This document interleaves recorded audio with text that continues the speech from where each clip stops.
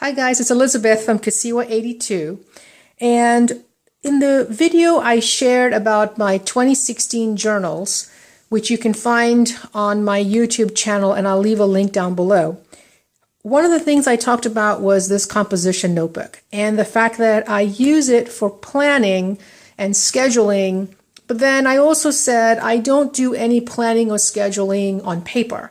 I tend to do planning, scheduling, calendars, and tasks. All of that stuff happens electronically for me. So what exactly do I mean when I say I'm using this for kind of my morning pages, my brain dump, and planning?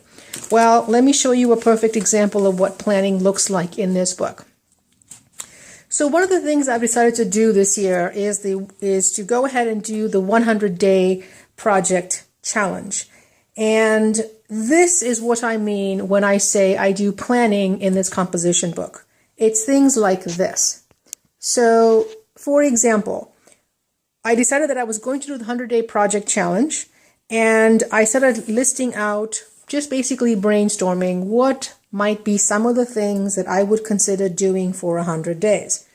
Some of them are, for example, I could do a sketch a day, I could do a haiku a day, read a short story a day, right? So there's my kind of brainstorming list. The hashtag for this project, by the way, is the hashtag 100-day project in case you want to follow along. And then on this side, on this page, one of the things that they had recommended for the project is to come up with a personal hashtag so that I could find, or someone could find, all of my work in one place. So I was kind of brainstorming what some of those might be. I also listed, some of the supplies I might use, some of the glues I might use.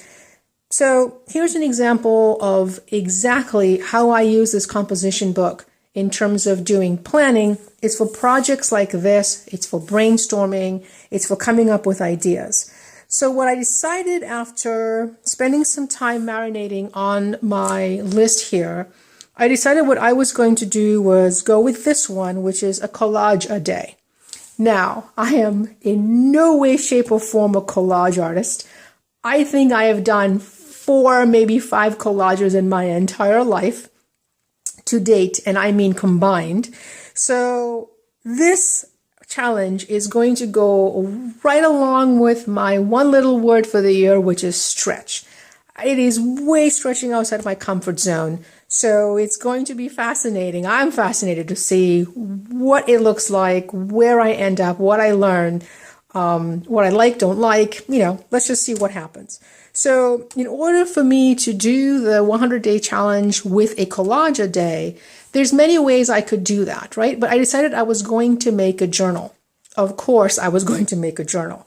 So the thing about a collage a day that really appeals to me is that I have a whole bunch of stuff in my stash, and I'm hoping what I will be able to do at the end of 100 days is to use up some of that stash, right? Diminish some of that stash so I just don't have a lot of it lying around. It's all stuff I like, but, might as well use them up. So how am I going to make this journal? So a couple of things that came to mind as I was brainstorming is the dates. It starts on April 19th and goes through July 22nd. 100 days, people. So one of the things I know a couple of things about these dates, right? I know that I've got a couple of trips planned where I'm out of town. I also know that this runs right into sailing season. So here in New England, that's time that I'm on the boat, which means whatever I decide to do my collages in has to be portable enough that I can take it back and forth without it being too much of a pain in the butt.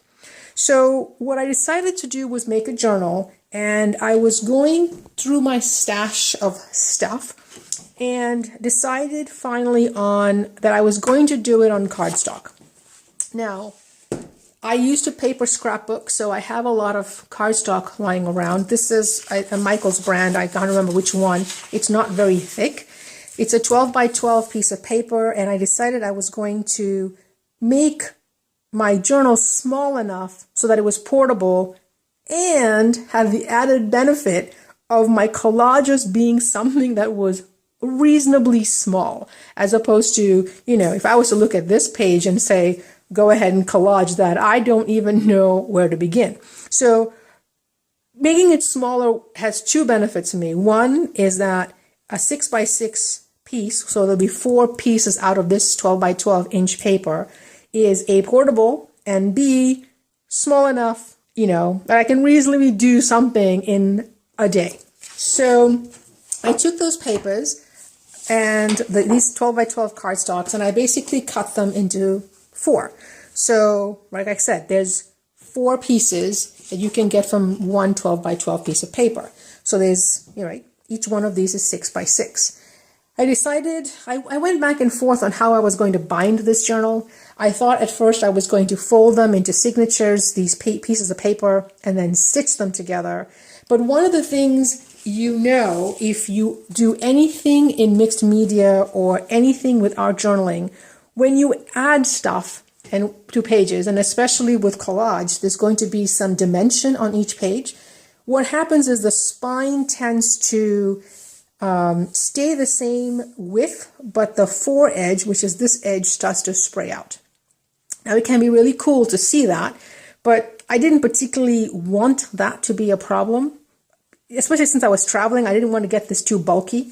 So what I decided to do was basically use these bookbinding rings. So they're essentially rings that open and close, right? So there's a little tag on each side, and they open and shut. So you can add paper, you can remove paper. So for example, if I'm traveling, I don't want to take the whole journal with me, I could just take 2 or 3 sheets of paper with me, just pull them out of this book and go with them. That makes it really portable, which I love.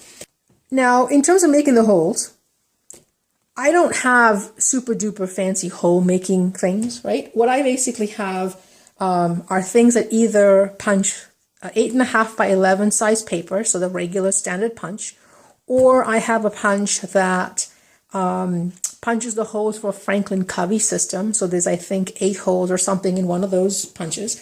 Yes, I could use a hole punch or a crocodile and punch these individually, and that would have made me insane. So I decided what I was going to do was basically take 2 or 3 of these at a time, eyeball. I had kind of a cutting mat on the bottom, so I had a grid.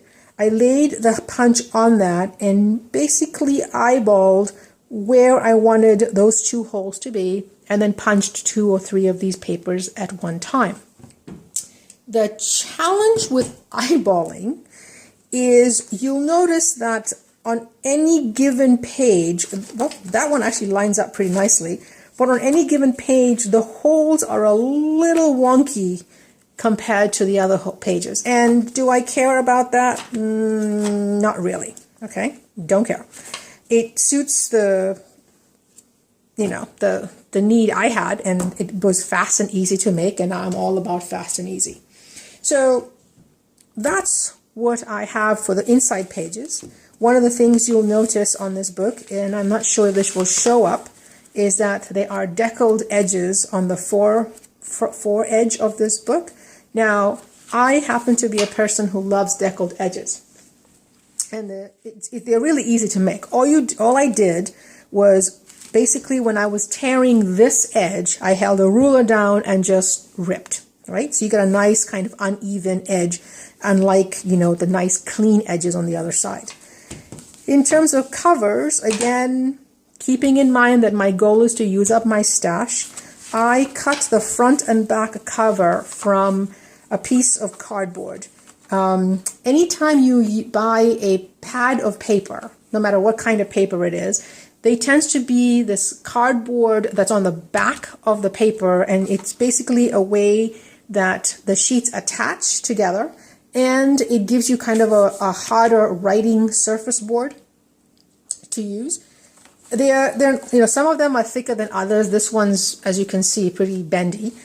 I just took one of the ones that I have, because of course I go through stacks of pads of paper, so I have some of these in my stash, and just cut them a little bit bigger than the inside pages. So I believe they're 6 1/4 by 6 1/4 inches, and the pages are 6 by 6 inches, more or less. Again, I'm just eyeballing, no perfection here.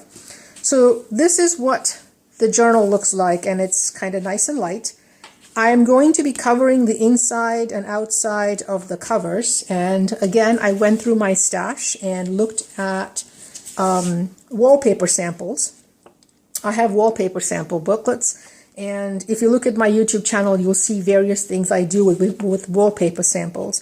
I decided, I'm not sure which is the front and which is the back cover, but anyway, I decided this paper was going to be the outside of my covers, and I found more of, again, I found a coordinating wallpaper sample to work with that, and that's going to be the inside. You can see their wallpaper because it's got, you know, little notes that come from the book. So essentially the way this is going to work is that's going to be the outside of my cover, and this will be the inside of my cover, and everything kind of glues in. Okay, so that's currently where I'm at in regards to my 100-day project. I have the book. I know kind of what I'm going to be doing. At this point, I'm not sure whether the collages are going to be mixed media or not, or just paper. I don't know, and I guess I'll just see where that takes me. What I do know is every one of these pieces of paper is going to have a collage on it on both sides. And I will be covering it, the covers with this paper, and that's what I have. So a collage a day for 100 days. I'll leave links down below to both the 100-day project, so you can take a look at that for yourself, as well as links to my channel, my Instagram channel, so you can see what I end up with. If you are doing the 100-day challenge or the 100-day project, I would love to know, and please do leave me links below of your work so I can follow along. If you have any questions, please let me know in the comments down below. Thanks again for watching. I'll see you in the next video. Bye.